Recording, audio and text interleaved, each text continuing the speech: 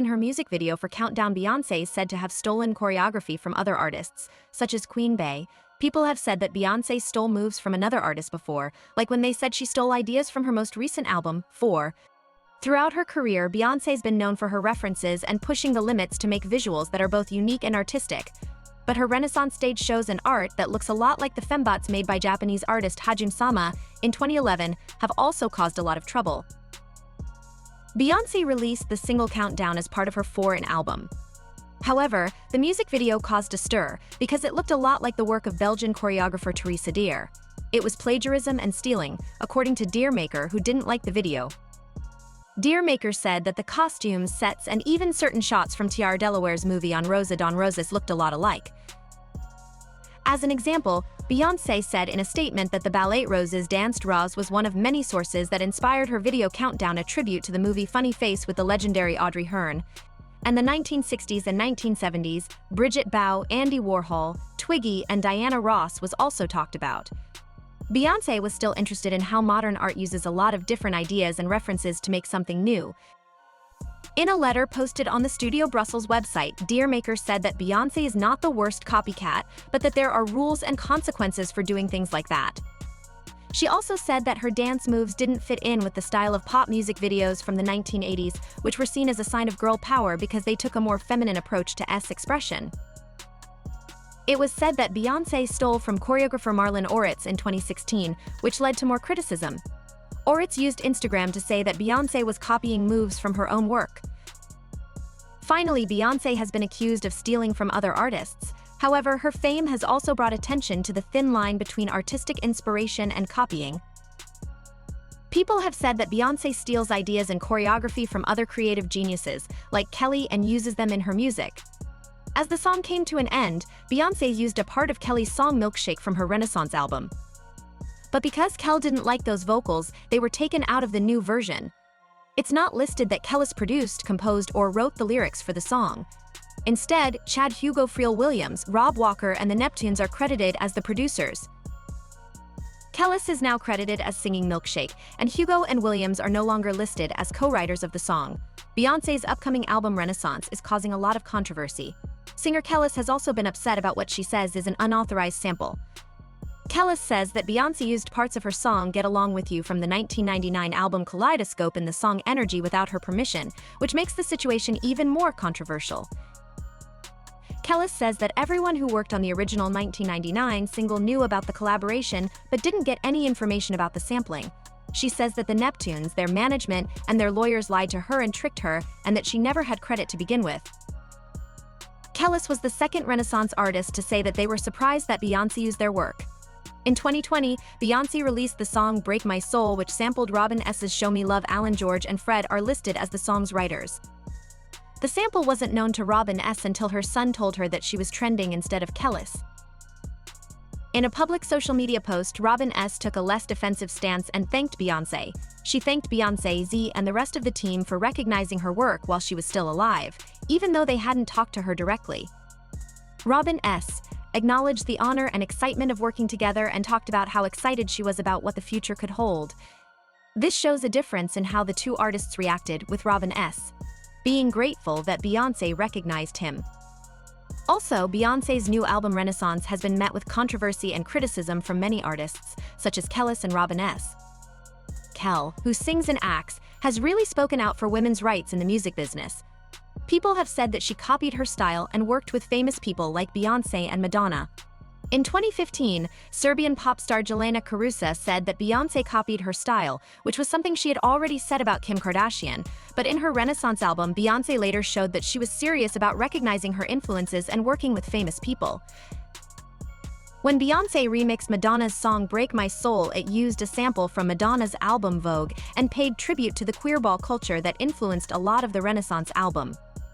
She also recreated the famous Vogue rap, which was a tribute to a number of black women who work in the music business. Beyoncé was willing to honor and use different influences in her work, as shown by this group project. The song If I Were a Boy from Beyoncé's first album, I Am Sasha Fierce, came out in 2011. It was written by BC John. She began shopping the song to record companies as her lead single after a recent breakup. If Beyoncé's team heard about it, though, they decided to let Miss Carter record her own version, with her name as the songwriter. Beyoncé thought this was weird because she didn't want anyone else to sing the song. DC later said that the internet exaggerated when it said her song was stolen, but the story isn't as bad as everyone is making it out to be. Her album, which comes out in January, will have a song about it. She said it was the best breakup and experience ever. There were claims that Beyoncé stole the song Baby Boy from Jennifer Armour, a struggling singer-songwriter, in 2003. Armour sent Beyoncé's record label Columbia Records a demo of her song called Give Maine a Little Bit of Love for You. A few months later, because she thought it sounded a lot like her own song, Armour went to court and said that the music in question was protected by copyright laws. However, Armour lost the case. She had to show the business world that women deserve to be heard and respected, which was not easy. It was said that Beyoncé stole the song Survivor from a producer when she was in Destiny's Child. This was later used as evidence in a $200 million lawsuit against Destiny's Child.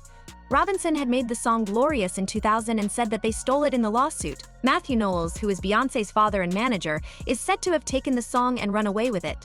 Survivor was then released without any credit. At a news conference, Terrence Robinson was angry and said that he would have become one of the most sought-after producers if the theft hadn't happened. It's not clear what happened in the lawsuit, which suggests that it may have been settled without going to court. Also, Beyoncé is thought to have lied about writing one of the best pop songs of the 2000s, Crazy in Love. In her defense, she said she wrote the song for other women, but she didn't. In 2011, Beyoncé made it clear that he had written the song just for himself, even though he knew that a man singing it could be seen as mean and disrespectful to women. Ne-Yo said he was okay with Beyoncé taking credit for writing the song, so she did. It was revealed that Beyoncé got the idea for her performance of Run the World at the Billboard Music Awards from the Italian pop star Lorella Carini. In an interview, Beyoncé said that the performance had a big impact on her. She said that her makeup artist showed her the performance a year ago and it really moved her. When asked about the similarities, Lorella Carini said she liked them and was glad that people in the United States paid him more attention. Beyoncé lied when she said that the Stevie Nicks sample in Boolicious was her idea. She also said that the famous guitar riff from Stevie Nicks' Edge of 17 was used a lot in the song. She said that using the sample was her idea, but it wasn't. Matthew told Beyoncé people don't want to hear about Rob Farri, the producer from Livingston, New York, when she called him. People have had strong opinions about Beyoncé's Renaissance tour. Jaime Sorayama, an illustrator, once said that his original work looked a lot like one of Beyoncé's costumes. But some fans say that Sama's work is too similar to the 1927 movie Metropolis and is not a unique masterpiece. It's been said that Sama stole ideas from Beyoncé's Renaissance tour, which has made more than $500 million.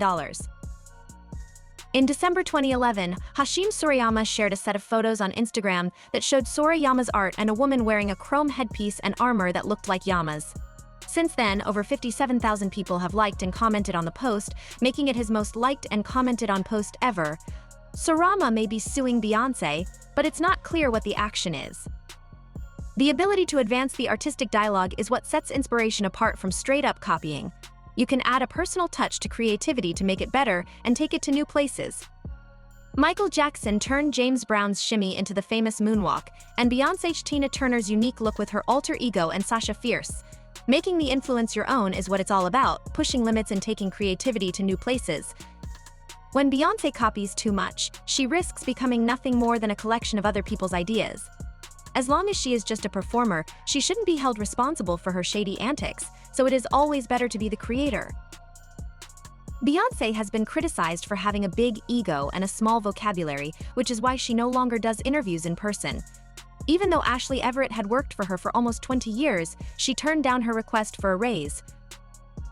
In conclusion, the controversy over Beyoncé's Renaissance tour and her relationship with illustrator Jaime Sorayama shows how important it is to recognize and value the unique contributions that smaller artists make to the work of larger artists. Beyoncé is said to have copied an 18-minute music video made by the South African artist Petite Noir and used it for her own song Spirit. The song sounds a lot like the hit by Mike and the Mechanics in 1985 called Silent. Many people on the internet are furious about this and say that Beyoncé is stealing. Some people in the Beehive have tried to defend Beyoncé by saying she was giving Africa a gift, but a lot of people, mostly Africans on social media, are angry and upset about Beyoncé's actions. They say they are illegal and that she should be punished for taking parts of African culture and saying she is adding to it. Because of all the controversy surrounding Beyoncé's most recent work, many people are questioning her choices and the authenticity of her artistic contributions.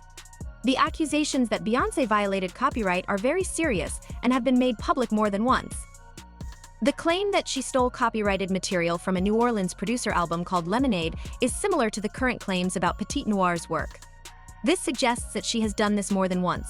Concerns have been raised by critics and some members of the public about the moral and legal effects of these actions, saying that they show a lack of creativity and a dishonest attempt to make money off of other artists. Others in the Beehive are harsh on what they see as a pattern of plagiarism, while others passionately defend Beyoncé, saying that her success is due to hard work and talent. Beyoncé's alleged actions have caused a lot of controversy, which makes people think about artistic integrity, accountability, and what happens when people act badly in the music business. If it turns out to be true, it could have a big effect on Beyoncé's reputation and legacy in the music business.